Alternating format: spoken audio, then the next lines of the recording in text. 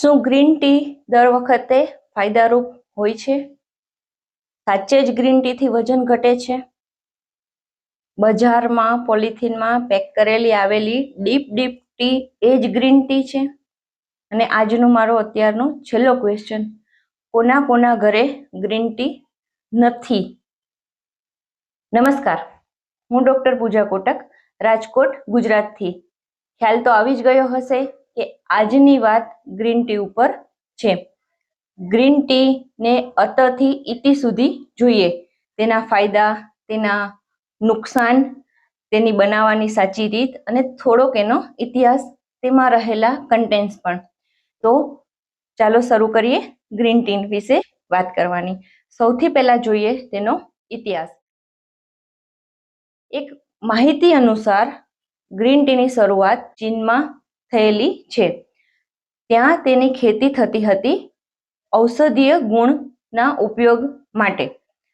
પછીથી તેની શરૂઆત 8મી સદીમાં જાપાનમાં થઈ અને જાપાનમાં તેને ઔષધીય ગુણ માટે થઈને તેના બૌદ્ધ ભિક્ષુઓ વધુમાં વધુ ઉપયોગ કરતા અને ત્યાંથી તેની પ્રચલિતતા શરૂ થઈ. લોકપ્રિયતાને કારણે અને તેના ગુણોને કારણે ગ્રીન ટી સૌથી વધુ લોકપ્રિય પીણા તરીકે અત્યારે માનવામાં આવે છે. એક હેલ્ધી પીણું તરીકે સૌના ઘરમાં ચોક્કસ હોય છે. ગ્રીન ટી, તેનો ઇતિહાસ ચીનથી શરૂ થઈને પૂરા વિશ્વમાં અત્યારે ફેલાયેલો છે. ગ્રીન ટી કેવી રીતે ઉગે છે અને ગ્રીન ટીમાં શું શું કન્ટેન્ટ રહેલા છે તે જોઈએ. કેમેલિયા સાઇનોસિસ નામનો છોડ અને વૃક્ષથી નાનું, એટલે કે આયુર્વેદમાં જેને ક્ષુપ કહેવામાં આવે છે, તેવડો એક વનસ્પતિની પાનનો નામ, જેને ગ્રીન ટી તરીકે ઓળખવામાં આવે છે. ગ્રીન ટીને તેના લીલા પાંદડા સ્વરૂપે અથવા તો તેને સુકાવીને તેને ડ્રાય સ્વરૂપે વાપરવામાં આવે છે. અત્યારે લોકોના ઘરે ઘરે ગ્રીન ટી ગ્રાસ પણ વધુ લોકપ્રિય છે. તેમાં પણ તેના રહેલા પોષક તત્વો એ જ પ્રમાણે હોય છે. સૌથી વધુ તે પૂર્વ એશિયામાં જોવા મળે છે. જાપાન, ચીનથી શરૂઆત થઈ, હવે તો ભારતમાં પણ તેને ઉગાડવામાં આવે છે. તે સિવાય વિયેતનામમાં પણ અથવા તો ઇન્ડોનેશિયામાં પણ તે વધુ જોવા મળે છે. તેની લોકપ્રિયતાને કારણે અત્યારે ઘરે ઘરે અથવા તો પ્રદેશે પ્રદેશ તેને ઉગાડાય છે. હવે તેમાં રહેલા આપણે કન્ટેન્ટ જોઈએ. તેમાં મુખ્ય 2 કન્ટેન્ટ છે, પોલિફેનોલ્સ અને કેટાચિન્સ. આ બંને કન્ટેન્ટ્સ એટલે કે તેના પોષક તત્વો સૌથી વધુ તેના એન્ટીઓક્સિડન્ટ ગુણના કારણે જાણીતા છે. આ સિવાય તેમાં મેગ્નેશિયમ, પોટેશિયમ અને એમિનો એસિડ્સ રહેલા છે. થોડા અંશે વિટામિન B12 પણ છે, પરંતુ તેમાં બીજા 2 તત્વો એવા રહેલા છે જે ગ્રીન ટીને થોડીક પોષકયુક્ત અને થોડીક નુકસાનયુક્ત બનાવે છે. અને તે પોષક તત્વો છે કેફીન અને ટેનિન. આગળ તેનો ઉપયોગ અથવા તો તેનું નુકસાન આપણે જોઈશું. આ બંનેની વચ્ચે અત્યારે શરૂઆતમાં સૌથી પહેલા ગ્રીન ટી પીવાનો શ્રેષ્ઠ સમય કયો છે તે જોઈએ. ગ્રીન ટી સવારે ભૂખ્યા પેટે એટલે કે નૈણા કોઠે બિલકુલ ન લેવી જોઈએ. બીજી વસ્તુ, ગ્રીન ટી સૂતા પહેલા પણ ન લેવી જોઈએ. ગ્રીન ટી જમ્યા પહેલા તરત અથવા તો ગ્રીન ટી જમીને તરત પણ ન લેવી જોઈએ. અત્યારે ફેલાતી માહિતી મુજબ ગ્રીન ટીને દિવસમાં 6 થી 7 વખત પીવાનું કહેવામાં આવે છે, પરંતુ ગ્રીન ટી ફક્ત 1 અથવા તો વધુમાં વધુ 2 વખત પીવી જોઈએ. આ સિવાય તેનો પીવાનો શ્રેષ્ઠ સમય કયો? તો એ સમય શ્રેષ્ઠ છે જ્યારે પેટ પૂરેપૂરું ભરેલું પણ નથી અને પેટ ખાલી પણ નથી. તો જમીને 1.5 થી 2 કલાકે અને સાંજના સમયે જ્યારે લોકોમાં ચા પીવાનો સમય છે, 4 થી 5 વાગ્યાનો સમય, ત્યારે, અને સવારે નાસ્તો કર્યાના 1 કલાક પછી એટલે કે 10-11 વાગે તમે ગ્રીન ટી પીવો છો તો તમને તેનો શ્રેષ્ઠ ફાયદો મળે છે. હવે જ્યારે તેના ફાયદામાં તે સારી ઊંઘ લાવનાર તરીકે કહેવામાં આવે છે, તો સૂવાના સમયના 2 કલાક પહેલા તે લઈ શકાય, પરંતુ તે પહેલા 1 કલાક પહેલા અથવા તો 2 કલાક પહેલા સરખું કંઈક જમેલું અથવા તો પેટ ભરેલું હોવું જોઈએ. આ છે તેનો શ્રેષ્ઠ સમય. હવે સૌથી પહેલા તેના ફાયદા અને પછી તેના નુકસાન જોઈએ. તો ગ્રીન ટી સૌથી વધારે એન્ટીઓક્સિડન્ટ તરીકે અને તે બોડીમાં ડિટોક્સિફિકેશન કરનાર તરીકે વધુમાં વધુ પ્રચલિત છે. હવે તેમાં રહેલો એન્ટીઓક્સિડન્ટ ગુણ કેન્સરને પ્રિવેન્ટ કરવામાં સૌથી વધુ ફાયદો કરે છે. બીજું, તેમાં રહેલા તત્વો ફેટ બર્ન કરે છે અને મેટાબોલિઝમને ખૂબ સારું કરે છે. તેથી તે વેઇટ મેનેજમેન્ટ માટે પણ ખૂબ સારું કામ આપે છે. તેમાં રહેલા તત્વોથી બેડ કોલેસ્ટ્રોલ ઘટે છે, હાર્ટ સ્ટ્રોક આવવાનો પણ સંભાવનાને ઓછી કરે છે. તેથી તે હાર્ટ માટે પણ ખૂબ જ ફાયદાકારક છે. સૌથી સારું કામ તેનું નર્વસ સિસ્ટમ ઉપર પણ છે. તે મૂડ એલિવેટર તરીકે પણ ખૂબ સારું કામ કરે છે. થાક લાગતો હોય તે વ્યક્તિ માટે ગ્રીન ટી એક શ્રેષ્ઠ પીણું 100% માનવામાં આવે છે. આ સિવાય તે ઓરલ હેલ્થ માટે અને સ્કિન હેલ્થ માટે પણ તે ખૂબ ઉપયોગી છે. ઓરલ હેલ્થમાં તે ટીથ અને ગમ્સ ઉપર સારી ઇફેક્ટ આપે છે અને ઓરલ બેડ સ્મેલ ઉપર પણ તે સારું વર્ક કરે છે. સાથે સાથે તે એન્ટી એજિંગ ઇફેક્ટમાં બેસ્ટ રોલ આપે છે. તેના કારણે વધતી ઉંમરને રોકી શકાય છે તેવા ઘણા બધા રિસર્ચ બતાવે છે. આ સિવાય તે એન્ઝાઇટીને રિડ્યુસ કરે છે. બોન હેલ્થ માટે પણ તે બેસ્ટ છે અને તે એન્ટા ઇન્ફ્લેમેટિવ એટલે કે તે સોજો ઘટાડનાર પણ છે. હવે આટલા બધા ફાયદાની સાથે આપણે તેના નુકસાન પણ જોઈ લઈએ. જ્યારે ગ્રીન ટીનો ઉપયોગ વધુ કરવામાં આવે છે તો એક આયુર્વેદ અનુસાર તે પિત્તને શરીરમાં વધારે છે, જેના કારણે ક્યારેક ઉલટી થવાની, ક્યારેક નોઝિયા થવાની પણ શક્યતા વધે છે. આ સિવાય જો વધુ માત્રામાં સેવન કરવામાં આવે તો તેમાં રહેલું કેફીન ઊંઘને દૂર ભગાડે છે. એટલે કે વધુ જ્યારે ગ્રીન ટી પીવાઈ જાય તો તે ઊંઘ લાવતું નથી, એટલે કે આપણને અનિદ્રાના રોગમાં દોરી જાય છે.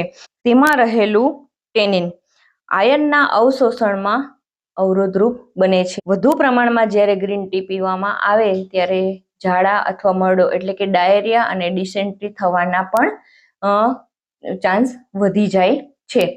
આ રહ્યા તેના ફાયદા અને નુકસાન.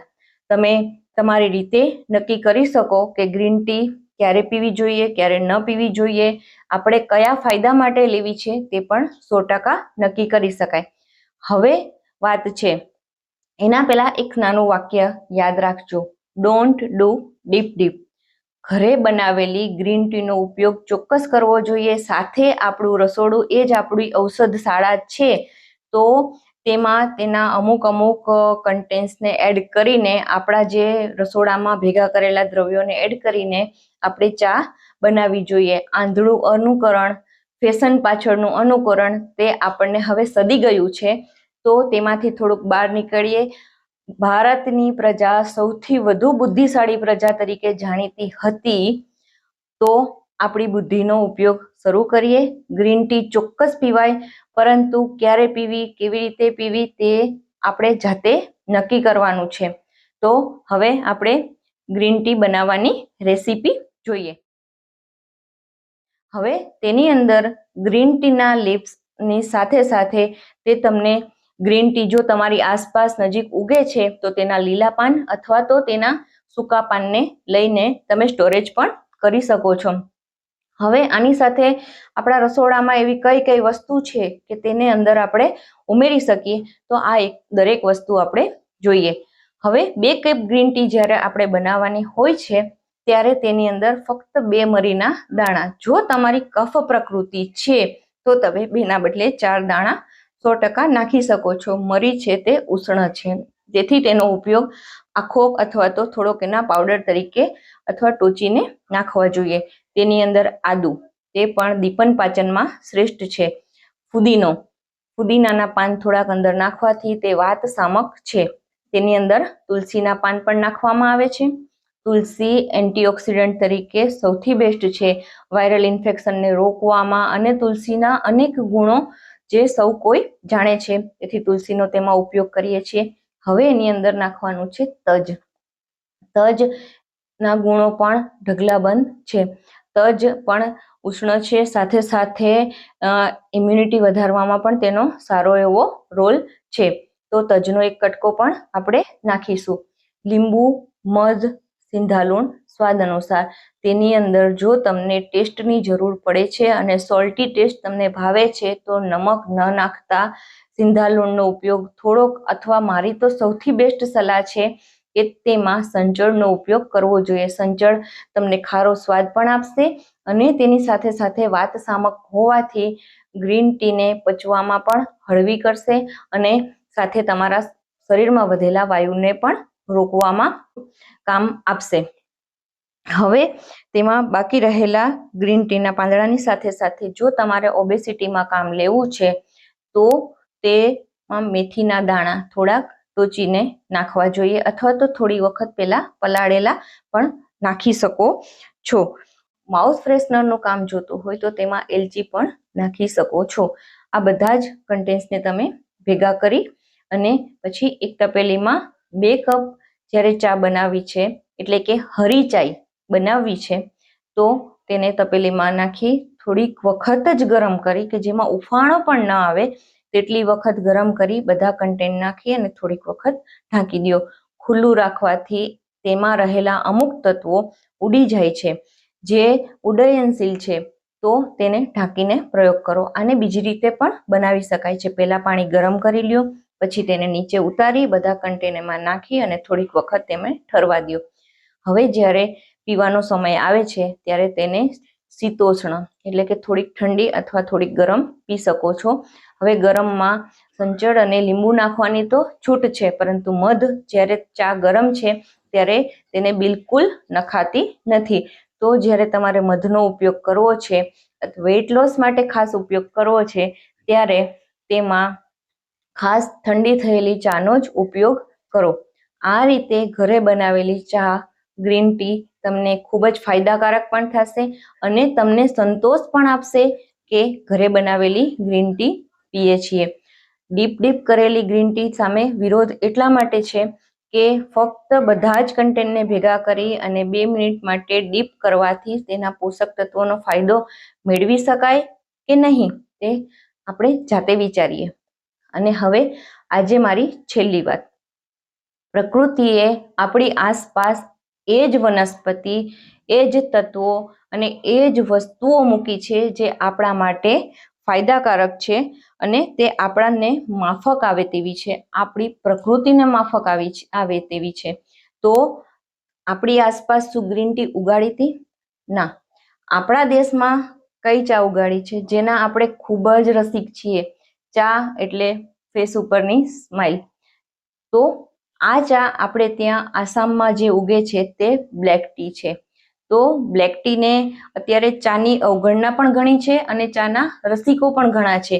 તો આ બધાની વચ્ચે તે બ્લેક ટી શું છે, તે બ્લેક ટીના ફાયદા શું છે, તે બ્લેક ટીને નુકસાન શું છે, તે કયા સમયે પીવી, કયા સમયે ન પીવી, આ બધી જ વસ્તુ આપણે આપણા નેક્સ્ટ વિડીયોમાં 100% આના પછીના વિડીયોમાં જ જોઈશું.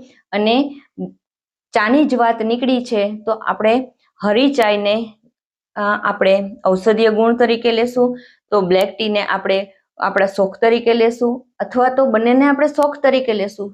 કઈ રીતે લેશું તે આપણે નક્કી કરીશું. વિરોધ કોઈ વાતનો નથી.